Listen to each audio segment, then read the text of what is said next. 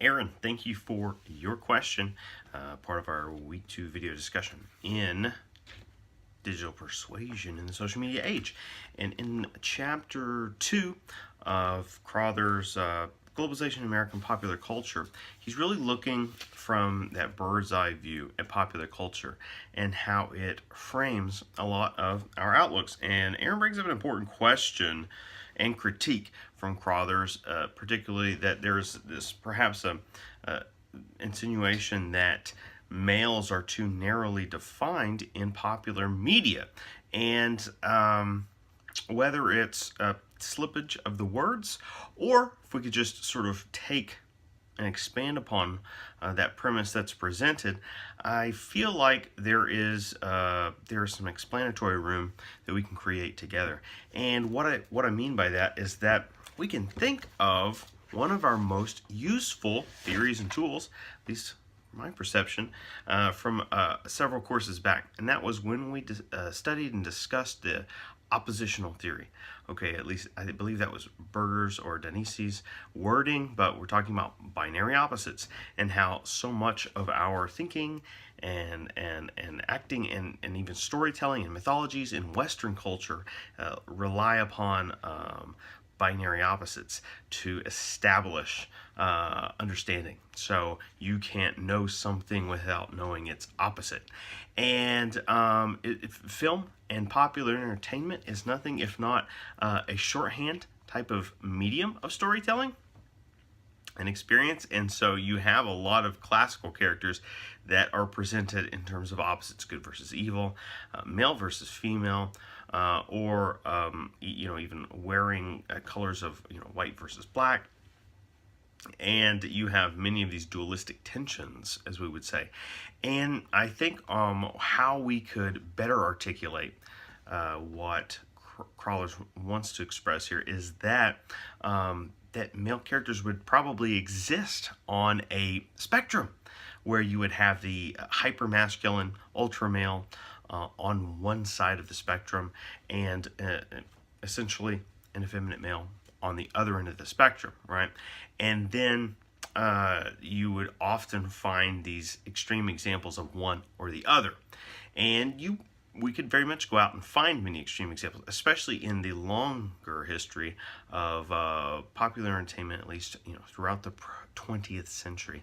However, I do agree with you that in the 21st century, we are seeing so many more diverse examples of what we, I guess, consider masculinity, performances of masculinity, and even maybe fluid masculinity. Okay, so masculinity that can toggle, that can show us one thing then the other.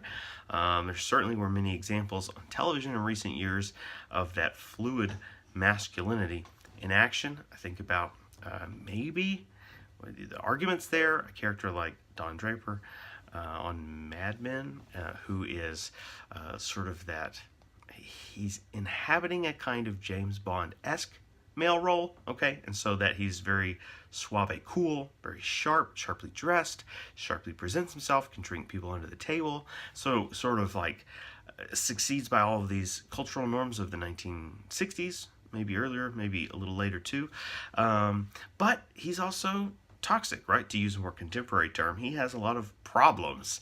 A rampant adulterer. He does some sort of lying and cheating to succeed, but yet it's part of the art and the craft, and there's reward there too. And so it's intentionally blurry, and that's why he's not only an anti-hero figure, but he's also a gray character, right, all around. And yet his character arc is one that gets close to the edge of unforgiveness and then asks its audience for some semblance of grace. Now, that's just a TV example. I was thinking about a couple of the roles that Ryan Gosling has portrayed in recent years.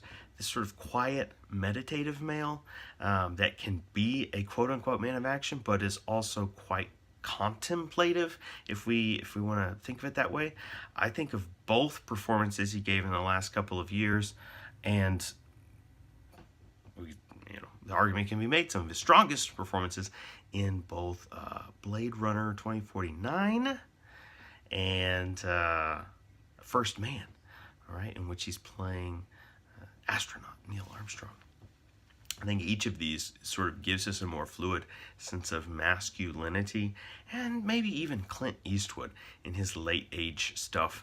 And he's always aware of audiences and the kind of the cultural pulse, and so he's highly selective in the things that he puts out there. Very able to tap into the zeitgeist and understand where his performance might resonate on both sides of the ideological spectrum.